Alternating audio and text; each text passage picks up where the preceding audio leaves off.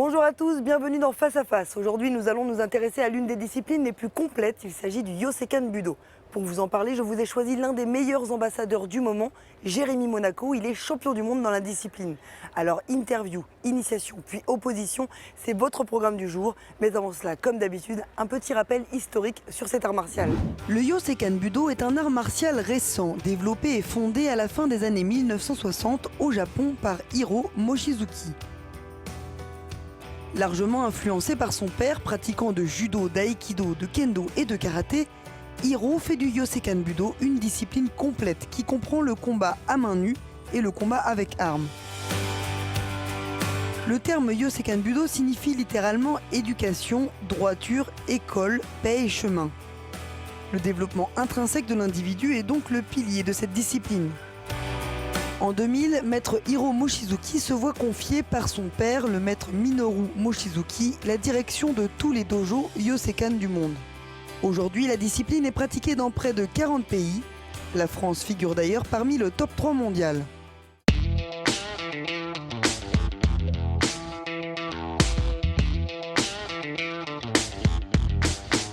Nous sommes ici à l'École nationale supérieure de Cachan. Jérémy Monaco et son entraîneur national ont fait le déplacement spécialement pour vous. Ils viennent du sud. On va tout de suite partir à leur rencontre.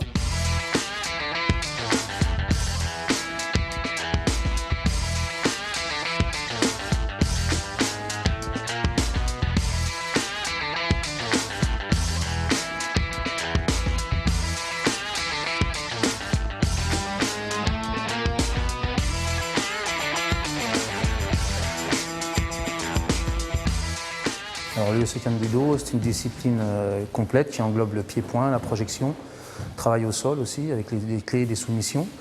On a aussi le travail d'armes, donc qui est assez complet au niveau compétition. On fait partie de la Fédération française de karaté en tant que discipline associée. Donc, nous sommes une discipline qui a à peu près 5000 licenciés en France. Et on a une diversité technique qui fait qu'on peut toucher beaucoup de publics, tels que le public loisir, compétition. Elle est diversifiée, donc ça permet dans d'autres sports, c'est-à-dire un boxeur ou un karatéka, un judoka, de venir chez nous, de pratiquer. Donc il va évoluer dans d'autres parties de la discipline, notamment un judoka en pied-point.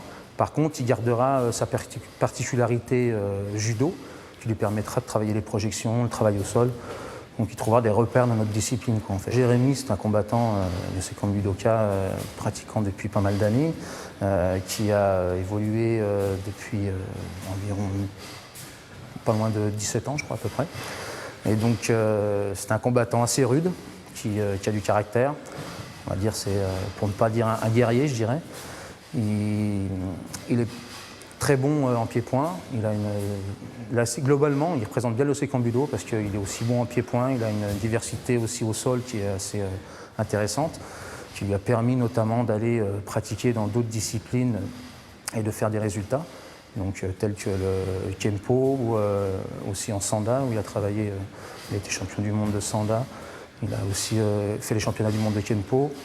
Donc c'est la preuve que le Yosekan Budo a cette diversité qui permet de s'adapter aussi à d'autres disciplines. Bonjour Jérémy. Bonjour. Merci d'avoir fait tous ces kilomètres pour Face à Face. Donc Jérémy, cette passion pour le Yosekan Budo, elle est née comment ? Elle est née quand j'étais au collège, donc il y a quelques années de ça, en 98. J'avais tout juste 13 ans et j'avais besoin de trouver une discipline qui me plaisait. J'avais été passé par tous les sports collectifs. Je ne me retrouvais pas dedans et je suis passé un jour cette salle et j'ai adhéré tout de suite à mon prof qui est devenu un ami par la suite et j'ai poursuivi pendant de belles années, encore maintenant. Mais alors, dans la discipline en elle-même, qu'est-ce qui caractérise la discipline ? Qu'est-ce qui t'a séduit ? C'était un peu une rigueur. On était dans un club qui était assez traditionnel au démarrage, mais malgré tout, il nous amenait en compétition. Donc on avait cette rigueur-là de l'art martial et on retrouvait une ambiance plutôt sympa derrière, en compétition également. Il y avait une partie et martiale et sportive. Donc je retrouvais un petit peu un équilibre entre ce que je recherchais. Et la complétude de la discipline, on travaillait tout, coup de pied, coup de poing, de l'amener au sol, des travails d'immobilisation, de soumission. Après on travaillait des armes bien plus ludiques et sous forme de sportif très sympa. Et après, toujours pareil, en revenant vers la partie martiale avec des armes en bois, du sabre, du yai, de ce genre de pratique qui est vraiment complet et qui me correspondait pas mal. Donc entre la partie combat, main nue, et la partie arme, quelle est ta favorite?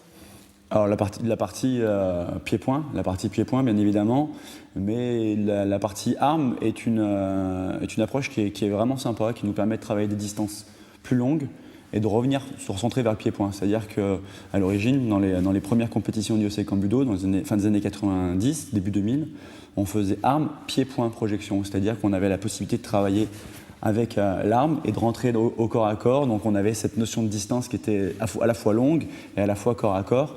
Et lorsqu'on enlevait les armes, ça nous permettait de travailler des fois plus loin, des fois plus proche, sans être forcément déstabilisé. Tu as déjà expérimenté ce type de technique? Oui, tout à fait. Ça permet d'avoir une gestion du combat qui est un peu sympa. C'est-à-dire que dès qu'on veut prendre un peu de retrait, on arrive à gérer le combat en allongeant un petit peu la distance. Dès qu'on veut rentrer un petit peu au corps à corps, ça nous permet de savoir le faire également, tout en sachant reculer, donner des coups en reculant. C'est la spécificité du sabre. Souvent, on arrive à donner des coups en arme sur du retrait pour éviter de se faire toucher. L'objectif en arme, c'est de toucher sans se faire toucher, sinon le point n'est pas comptabilisé. Et du coup, ramener à la partie pied-point, ça nous donne un aspect plutôt concret, vraiment de la partie percussion, où on arrive également à toucher sans se faire toucher derrière. Ton premier entraîneur, donc quand tu as franchi la porte de ta salle de Yosekan Budo, il a su flairer un potentiel chez toi assez rapidement. Enfin, quel souvenir tu as de cette période? Je suis parti en compétition assez rapidement. Ouais, je suis parti en compétition au bout de pas tout à fait 1 an et demi de pratique. Et on avait toute une bande d'adolescents qui étaient soudés et on avait envie de travailler, on avait envie de progresser tous ensemble. Et du coup, il était plus axé même adolescent que compétiteur adulte. Il y avait très peu de compétiteurs adultes. Et il a su tous nous prendre en main et nous amener à faire des compétitions régionales et même nationales pour certains. Qu'est-ce qu'on ressent pour son premier combat? La peur. La peur, non, une bonne partie de stress, mais c'est du bon stress, j'ai envie de dire. C'est drainant. C'est vraiment un stress qui est drainant. On arrive sur les premiers instants, vraiment, on se restreint un petit peu, mais après, on arrive à se désinhiber et à se lâcher et à obtenir se faire plaisir en compétition, tout simplement. Mais on se sent en danger? On se sent un petit peu en danger, malgré le fait que lorsqu'on est adolescent dans le Yosekan Budo, on est vraiment protégé, on a le casque, on a le plastron, donc ça reste une discipline qui est vraiment sécuritaire, très éducative, pour nous amener à la partie combat au KO derrière. En adolescent, on n'a pas le droit au KO, donc c'était peut-être ce qui nous permettait d'aller vraiment de l'avant et de se dire on y va, on ne risque rien. C'est vraiment quelque chose de très ludique, très pédagogique. Aujourd'hui, tu es champion du monde.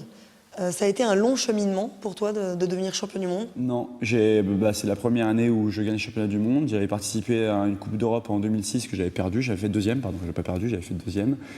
Une Coupe du Monde en 2007 où j'ai été quatrième. Après, je suis parti un petit peu du circuit du Yosekan Budo. Et c'est la première année où je gagne cet international. Qu'est-ce qu'on ressent quand on devient champion du monde? C'est pas forcément une finalité, ça fait plaisir. C'est le fruit du travail qui est récompensé. Après, ça reste un sport dit loisir, ça reste une compétition dit loisir. On se sent bien parce que réellement, c'est plaisant. Tout le travail qu'on a fourni jusqu'à présent, tous les sacrifices qu'on a pu faire sont récompensés par ce titre-là. La nation forte du Yosekan Budo, c'est laquelle? C'est depuis quelques années maintenant la France. Fut un temps, on était longtemps derrière le Canada et l'Italie, et depuis quelques années, on se recentre vers la France avec des compétiteurs qui sont plutôt très bons. Donc, tu as également goûté à d'autres disciplines, j'imagine pour varier les plaisirs. Ça, c'est un voyage que tu as fait avant ton titre de champion du monde ou tu l'as fait après? Je l'ai fait avant. Avant, donc tu penses que quelque part ça t'a aidé un petit peu à devenir champion du monde? Ça m'a donné une certaine maturité, je pense. Puis comme j'étais sur une succession, j'ai jamais gagné ces internationaux Yosekan, ça m'a peut-être donné un peu plus de confiance pour gagner celle-ci. J'étais plutôt très serein, donc peut-être que oui, ça m'a aidé. Peut-être que c'est le parcours dans d'autres disciplines qui m'ont apporté des choses supplémentaires que je n'arrivais pas à capter au sein même de la discipline du Yosekan Budo. Donc je pense que oui, mon parcours vers d'autres disciplines m'ont permis d'apprendre d'autres choses, voir d'autres horizons et de progresser dans certains axes qui me manquaient. Et donc dans quelle autre discipline tu t'es orienté et est-ce que tu as fait des titres surtout? Alors oui, j'ai été plusieurs fois champion de France en karaté contact, 3 fois il me semble, 3 fois. J'ai gagné donc les championnats de France de full contact également, Coupe de France de full, toujours en moins de 91 dans ma catégorie. J'ai gagné donc la Coupe du Monde, le championnat du monde de Kempo en 2013. En 2013, j'ai gagné donc des championnats du monde de Sanda, Kung Fu Wushu en Italie, d'une fédération, la WCKA, qui était là j'étais en moins de 95 et c'était en 2009. Et du coup, ton premier amour, le Yosekan Budo, est resté néanmoins ta discipline favorite? Oui, tout à fait. Enfin, c'est pas forcément ma discipline favorite, c'est ma discipline. C'est ma discipline de base, c'est celle qui m'a permis de devenir ce que je suis aujourd'hui, c'est celle qui m'a permis de progresser.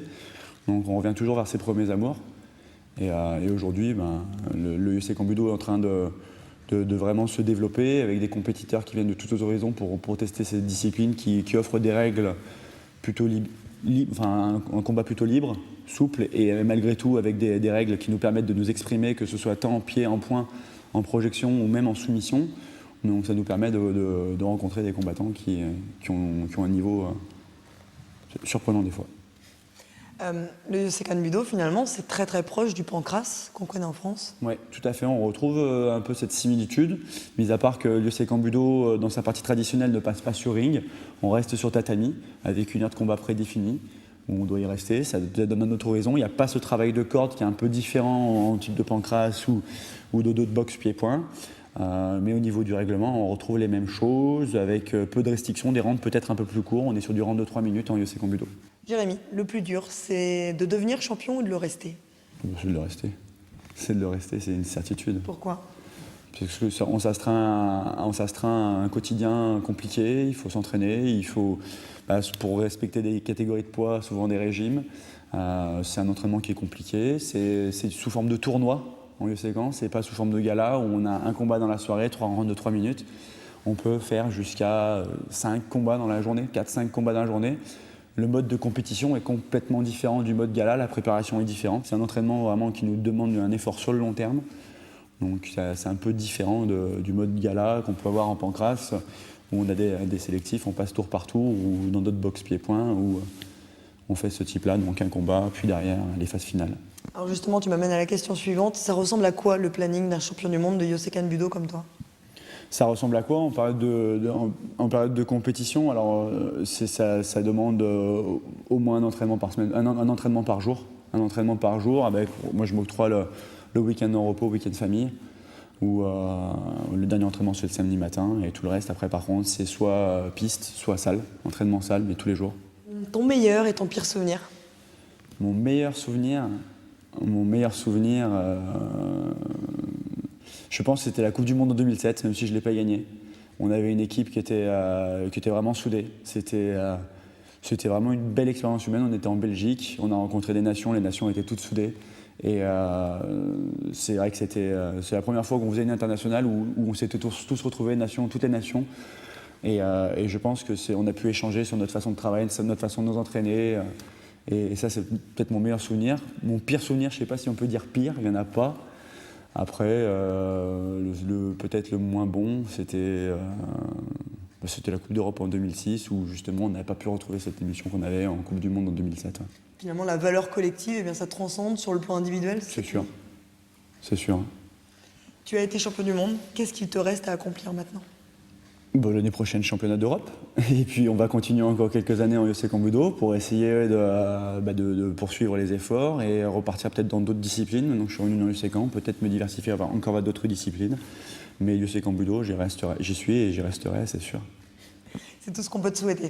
Je Merci. te propose qu'on passe de la théorie à la pratique maintenant. Avec plaisir. Allez, on y va.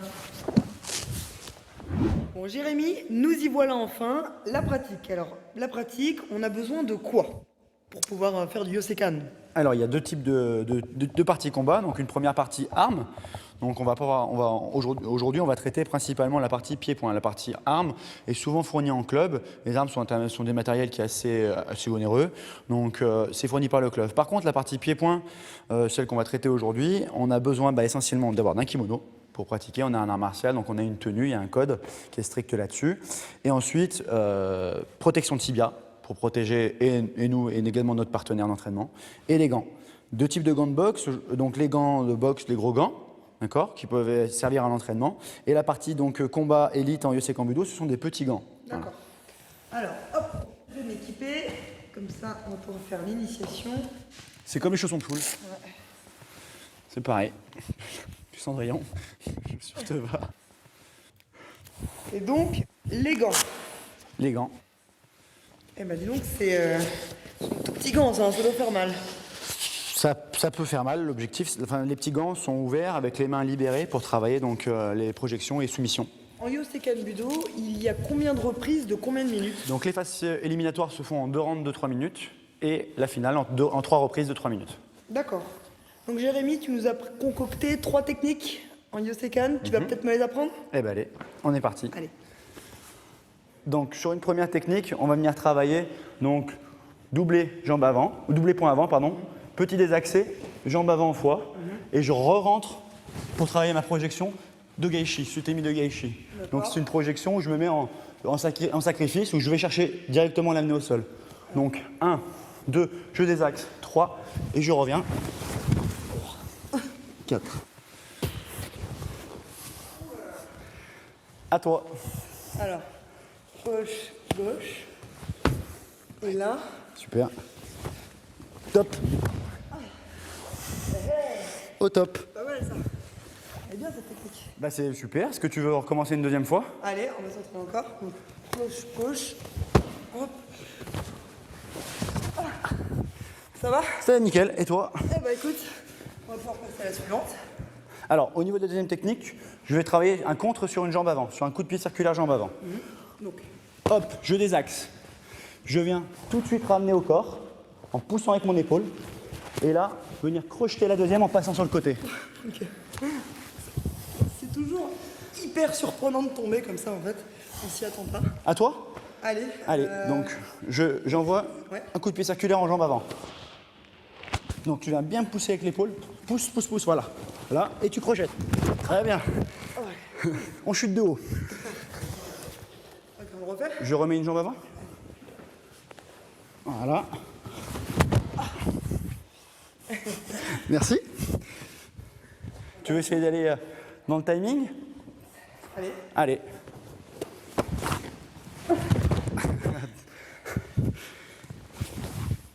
Donc là, on peut voir une technique de sol. Pour finaliser, donc au Yosekan Budo, il y a des soumissions. La particularité, c'est quand on fait une soumission au premier round, on ne gagne pas tout le combat. On gagne 9-0 le premier round. Et on repart sur un deuxième round. D'accord. Donc ça apporte des points. Et ça permet de finir le combat plus rapidement. D'accord. Je te laisse aller au sol sur le dos. Hop. Donc là, je suis tombé. Voilà, tu es tombé. Donc moi, je vais venir en contrôle. Un genou sur la hanche, un genou au niveau de l'épaule. Je viens venir isoler son bras avec ma main gauche. Passer ma main droite sous le bras, son bras gauche. Et simplement venir faire un travail de levier au niveau du coude. Merci. À toi. Tu veux essayer? Allez, on va essayer. Donc, là, on part du principe que je t'ai mis à terre. Voilà, on fait une technique de soumission au sol. Je jette sur toi. Genou en contrôle. Je passe ma main en dessous. Je crochette. Et là, Tu vas faire un mouvement de levier. Voilà. comme ça. Plus haut, plus haut. Voilà. Là, ça fait mal? Très bien. Ok. Tu veux refaire Allez. le mouvement? Hop, je recommence. Donc là, hop, je tombe en contrôle. Hop. Comme ça? Très bien. Ok. Et donc ça, c'est une soumission. Ça, c'est une soumission. D'accord. Et ce que je te propose, c'est de faire la liaison de la deuxième technique, troisième technique, donc la soumission, puisque lors de la chute de la deuxième technique, je tombe directement en position latérale avec un contrôle des jambes. D'accord. On fait ça? Tu me montres? Si tu veux. Allez. Allez, donc tu m'attaques jambe avant, hop, toujours mouvement désaxé, je rentre au corps, je crochette et je mets en contrôle. Je mets en contrôle, toujours en isolant le bras. Ok. Ok, bon. À toi? Allez.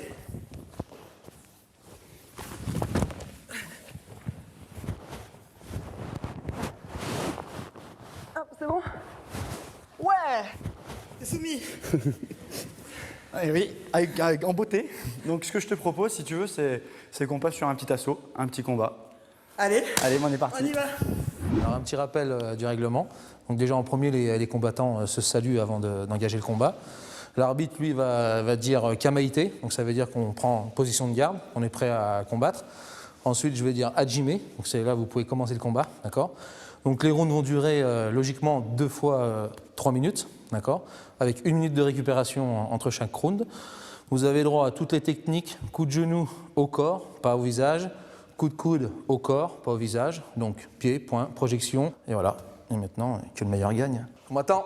Les Kamaite, on garde. Tu veux.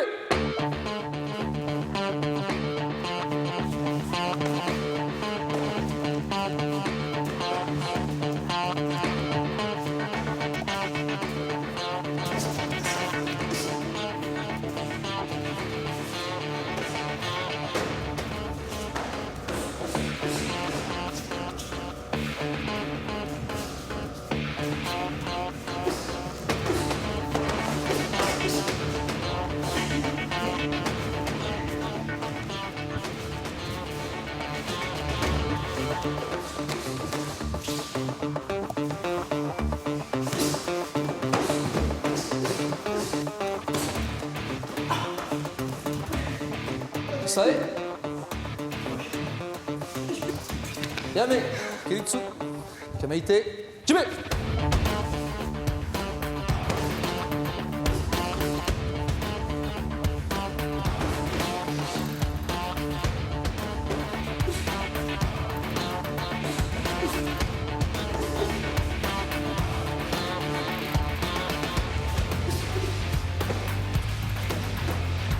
Yame. Les. Elle cogne, hein? Elle envoie. En fait, ces gants-là, ils sont assez petits et c'est assez surprenant de prendre des coups avec des petits gants comme ça. J'ai pas forcément l'habitude. Tu veux.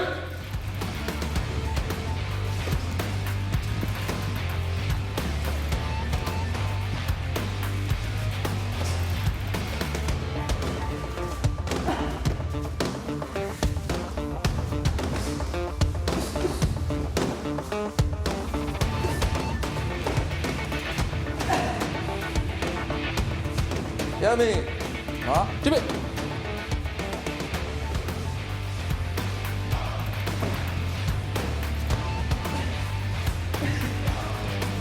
Ça y est. Yame, Kiritsu, tu veux.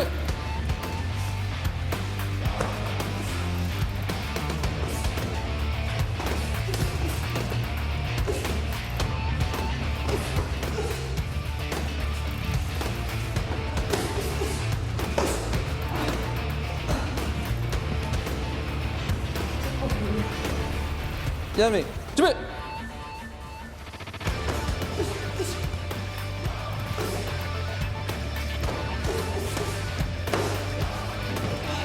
Yame. Kiritsu, Mite, tu veux. Yame. Motoe. Les. Mite, tu veux.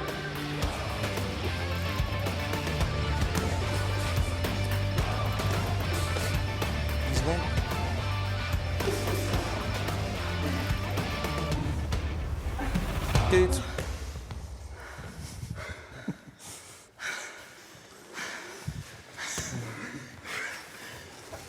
Merci. Les. Bien joué. Merci. Eh ben, quelle mise de gants. On monte tout de suite dans les tours. Ça va très très vite. Et encore plus avec les projections. C'est hyper intense, c'est hyper physique. Et vraiment, c'est hyper complet surtout. Et c'est intéressant parce que du coup, on approche un peu toutes les techniques de combat. À la fois pied-point, à la fois lutte, amener au sol. C'est vraiment... c'est sympathique et en plus, finalement, c'est pas si difficile que ça. C'est assez facile à apprendre aux gens. Donc c'est accessible à tout le monde. Vraiment, super discipline. Merci pour cette initiation. Merci Lucie, merci à toi. Du tonnerre. Quant à nous, on va se quitter sur ces super images de soumission. Je vous retrouve au prochain épisode de Face à Face. Allez, gardez la pêche.